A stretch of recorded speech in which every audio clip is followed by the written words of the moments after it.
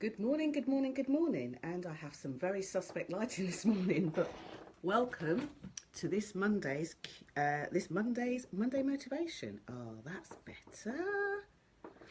So, if this is the first time you're watching one of these Monday motivations, my name's Jenny Kovacs, and I'm known as the Queen of Being Seen. And it's now Monday, the 16th of April. Already into the fourth month of the year. Can you believe it? So Monday motivations were brought to you, and these are nearly 2 years old now, from a desire within me to be able to motivate or help you to motivate your morning, your Monday, your week, and sometimes even your month. And here's the thing about Monday motivations. This is not me motivating you. This is us motivating each other. So if you know somebody, maybe they're a friend, maybe they're a family member, maybe they're just somebody that you happen to be connected with right here on Facebook, do remember to share this video. So today's topic or theme is all about too much to do or much to do. And I'll explain exactly what that means in a moment. So in life, I hear people waving that they're busy as a badge of honour. And unfortunately, many people that come and work with me privately work with me because the too much to do has suddenly got in the way of their life, suddenly got in the way of what they're doing. So if you can ever resonate with having too much to do, give me a thumbs up or a love heart across the screen. Let me know. Let me know that it's not just me and the clients that seem to have experienced these things over the last few years. So there are two different segments to this. There's simply having too much to do, where you're busy all the time and you feel like you're pushing water uphill. And then there's much to do, when you're on a mission and you are doing a lot of things, and maybe the people around you are telling you that, I'm going to put this light down because I look like a ghost. That's a little bit better, isn't it? There's people around you that are telling you, oh, well, you can't do all of these things, you've got to pick one. And here's one of the biggest realisations for me over the last even couple of years, having run a business since 2010 and before that worked corporately, is that there seems to have been a culture shift over the last few years, in fact over the last decade I would say, that some people haven't quite cottoned on to.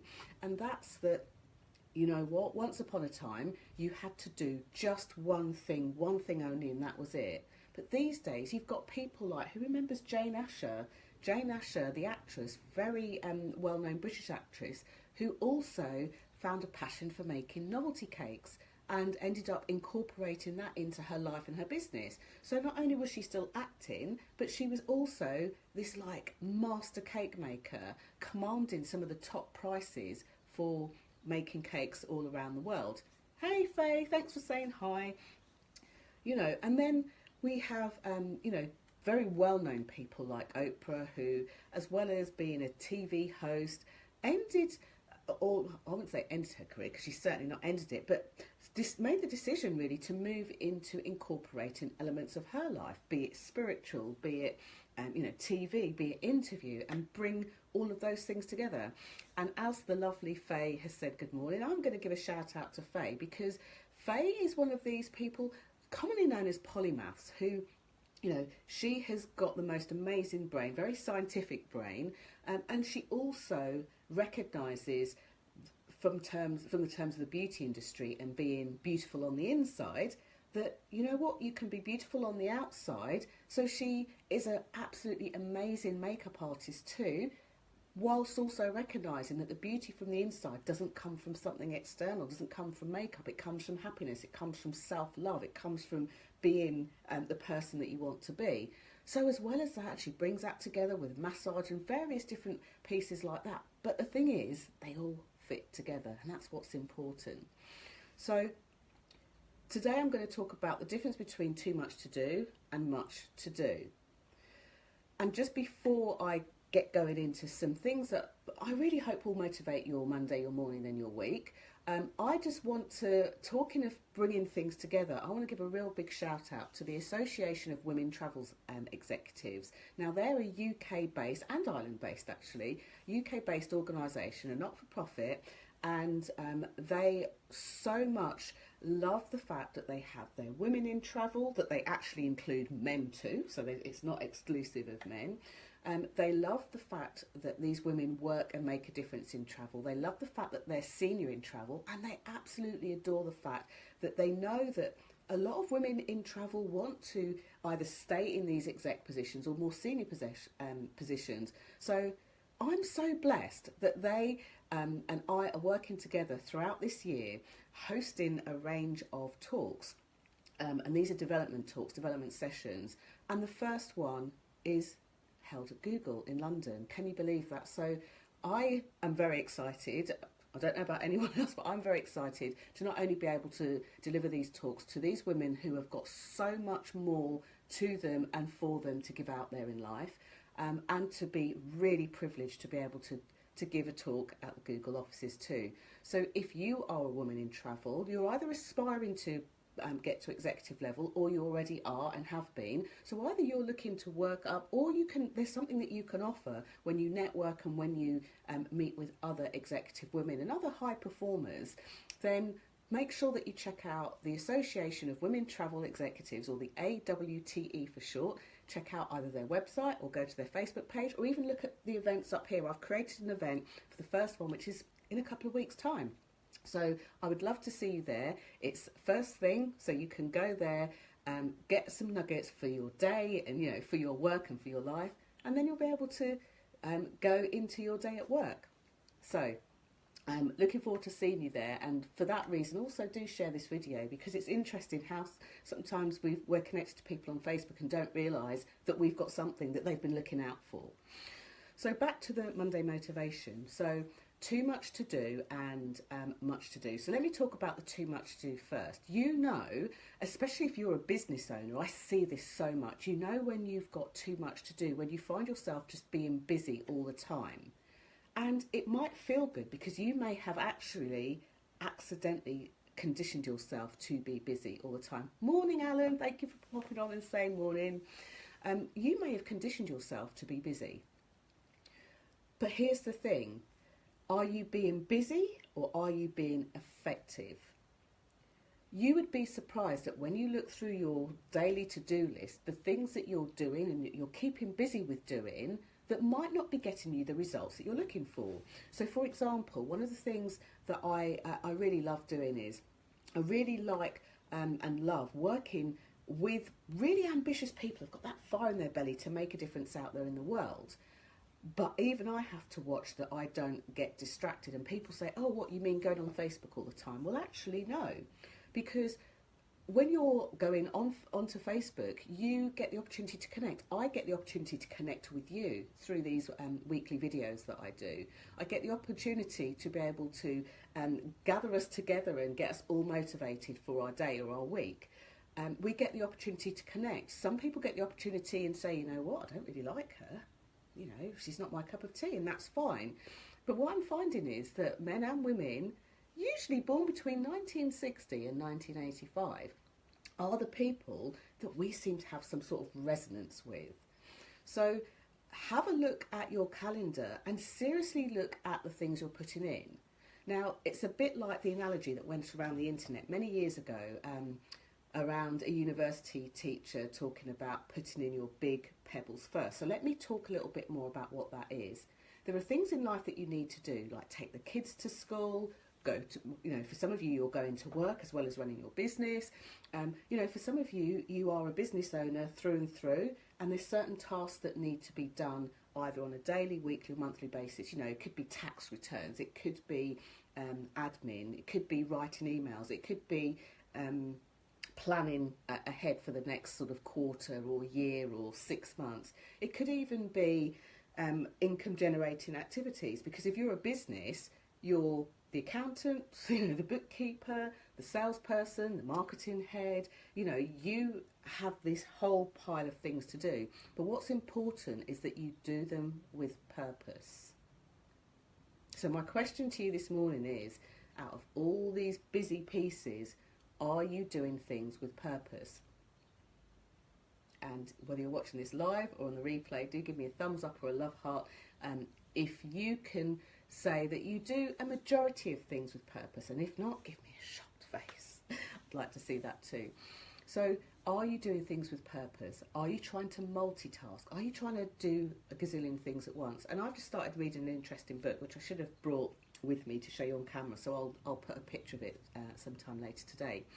And it's around a monk who talks about being clean and tidy, and cleaning and tidying, and how that affects, or not even how it affects the mind, but how the monks associate cleaning and tidying with the mind. So, you know, here in the West, we're often told, like, how we're going to start our day. Some of us will start with meditation, some of you with prayer, you know, and some of us will start it with exercise or movement, like yoga or running, or, you know, press-ups or handstands or whatever.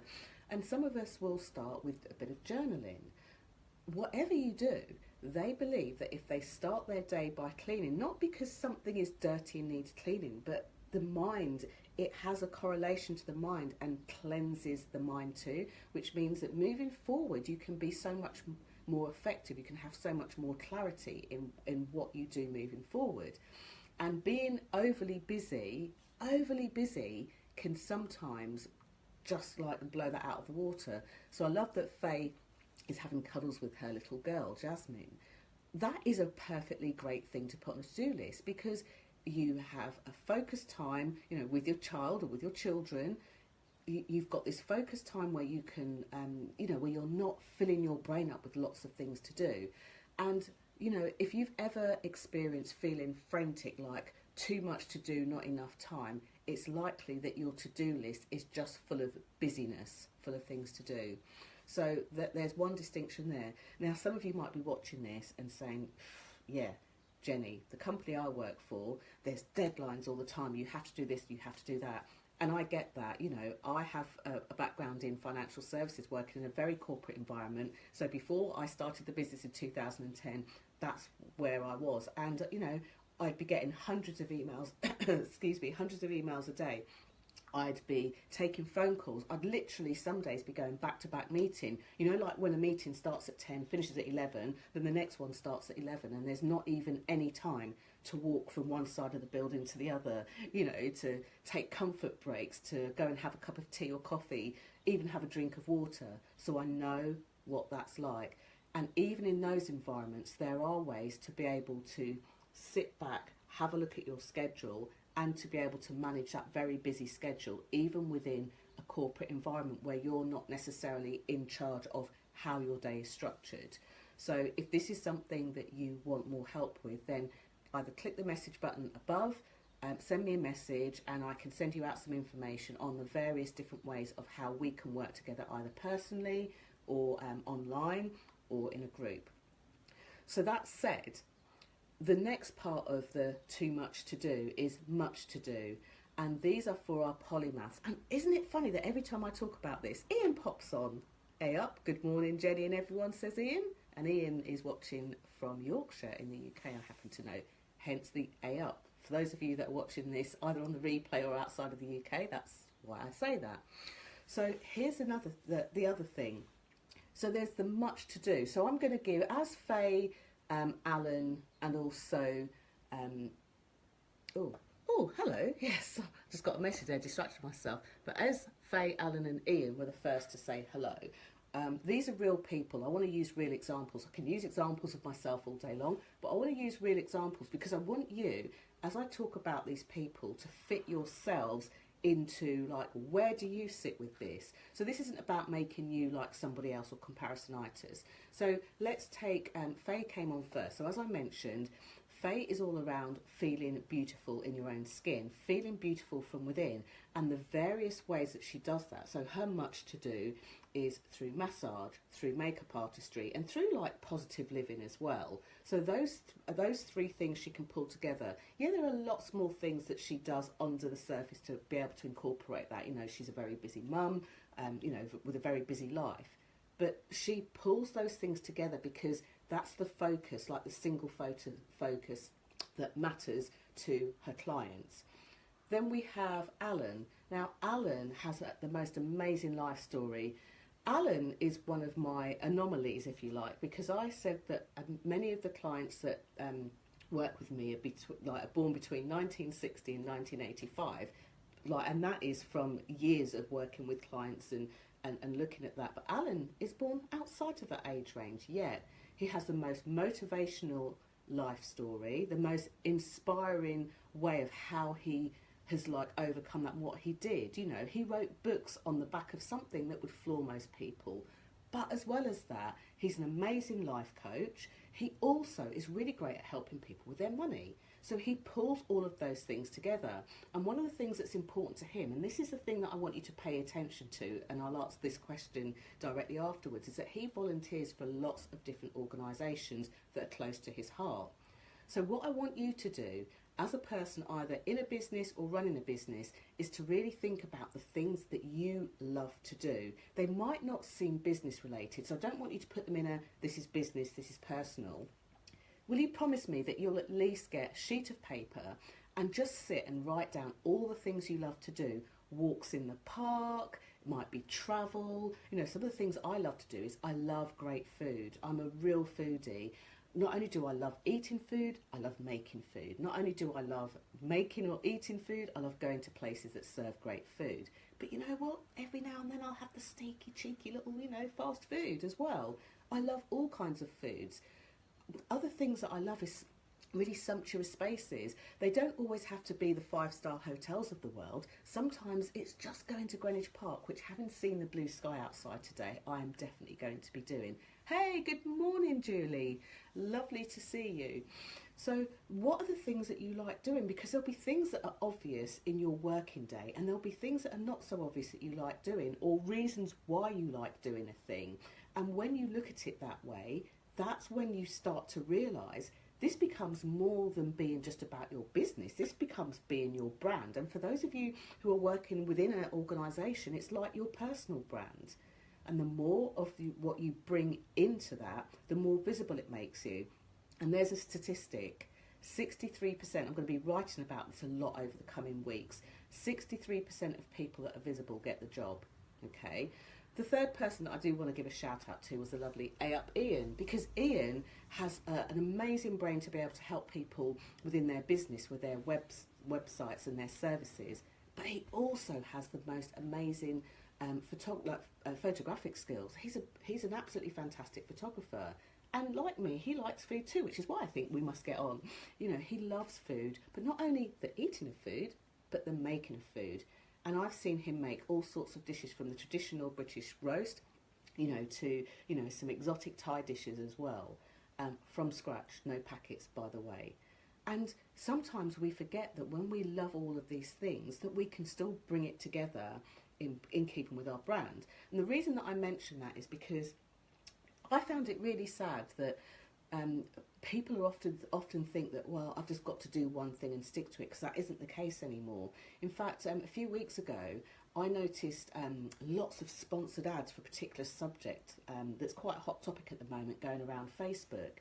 And the sad thing was, the person who was putting those sponsored ads around does have knowledge about the subject they were putting that around. But I know a couple of people that are experts, and one in particular that is a real expert in this subject, yet they were nowhere to be seen, because they were not in the 63% of people that are visible and get the clients and get more work and get more visibility and get more exposure, but unfortunately they're in the 36% of clients, a percentage of people who are really great at what they do, know their stuff inside out, but because they're not visible and not out there, they're not being recognised.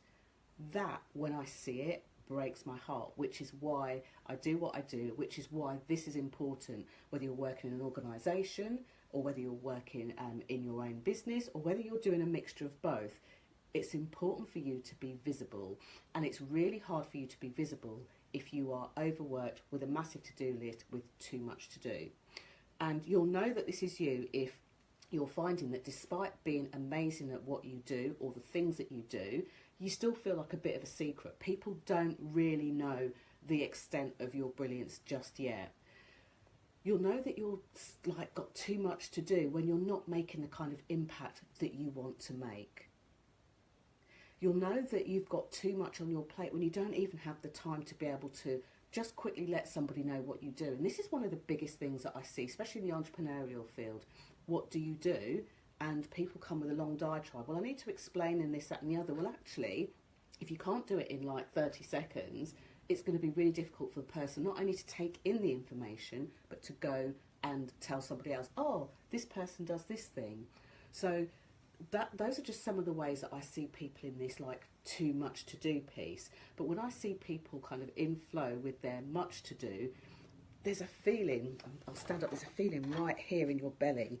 You're on a mission, you want to get stuff done. It doesn't feel like a chore. You're excited when you do it. You could do it all day without eating, breathing or sleeping if you had to. There's a momentum. And that momentum can only go if you bring all of yourself to it. So I'd really love to hear about what parts of yourself that maybe people haven't realised about you before that you're going to bring to the work that you do.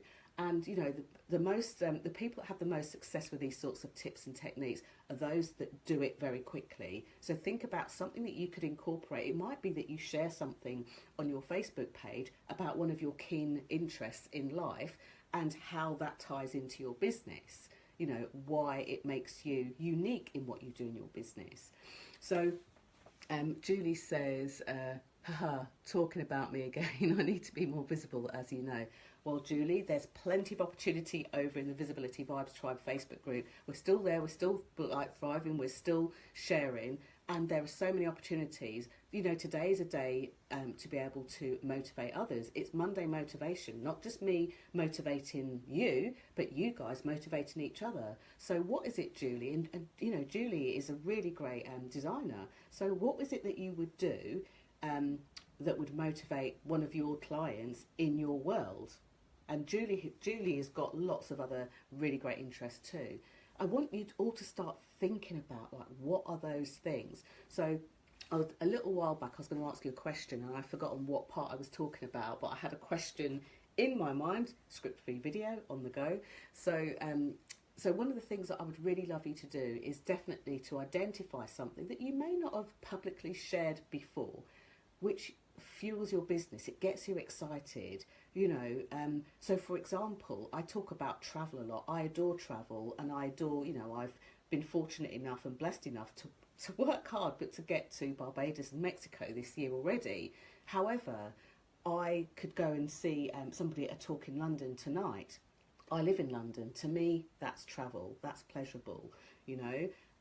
I love meeting and connecting with people in the flesh. That's networking. I love presenting to people in a way that they can drink in that information. So how can you bring something that you may not have ever shared, you know, with your audience before, but something that you love to do?